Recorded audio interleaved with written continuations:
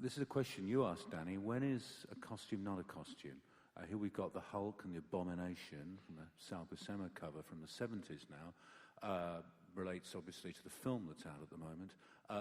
The skin, the sheer texture of the skin and the way it's different from normal skin, does that become a kind of costume? I think, yeah.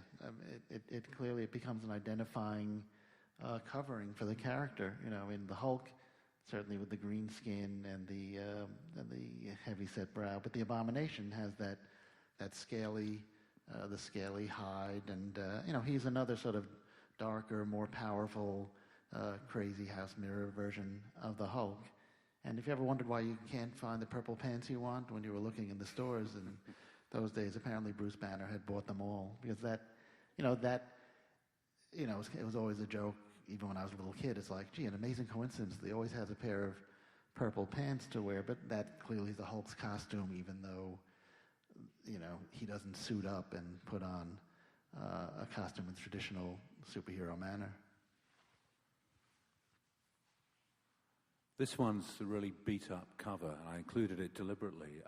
Before Danny got involved in running the lines of that Marvel sent over to England for people like me to buy, we used to get the tail end of the print run with the covers. So you get the one, see the 10p up there at the top, and the scrunchy inking on the words the X-Men. And the weird spelling of the word color. Well, yeah, we had to be spelt out for us provincials.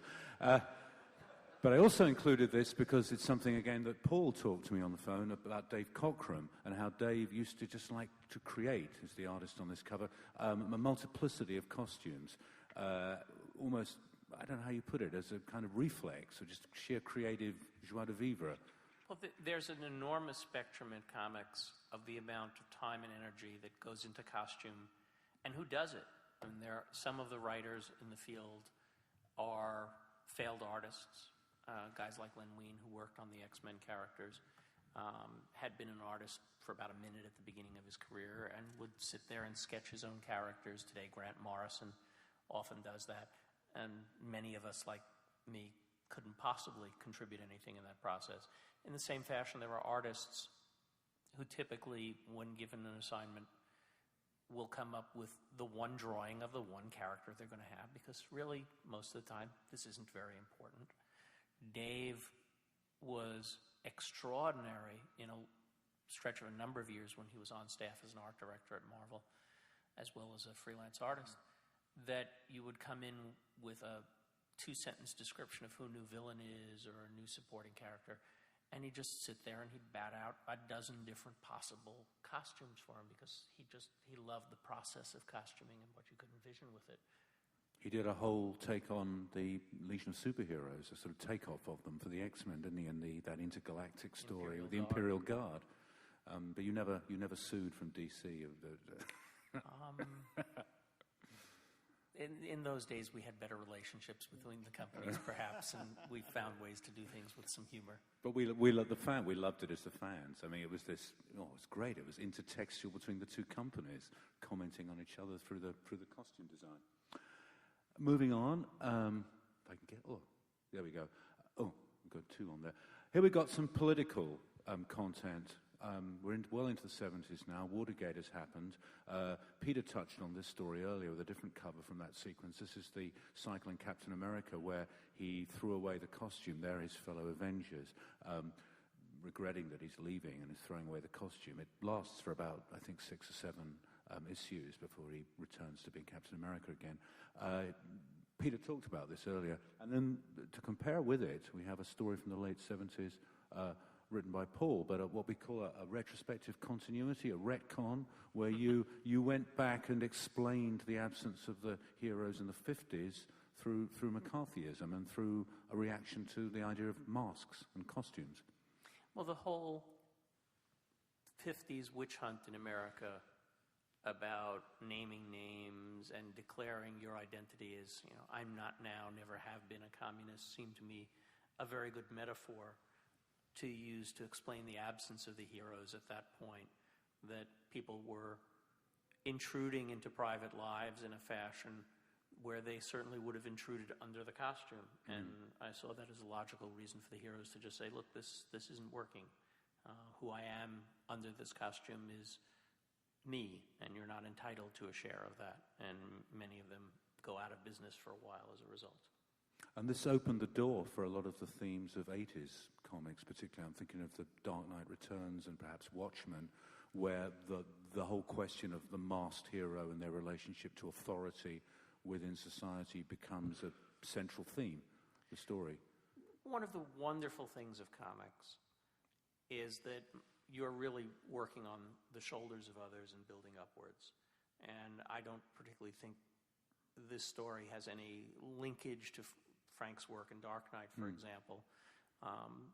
But we're all swimming in the same zeitgeist, as I think Andrew used the term, of the world out there, and we're conscious of the stories that have been before, and you're kind of playing a cosmic game of can you top this?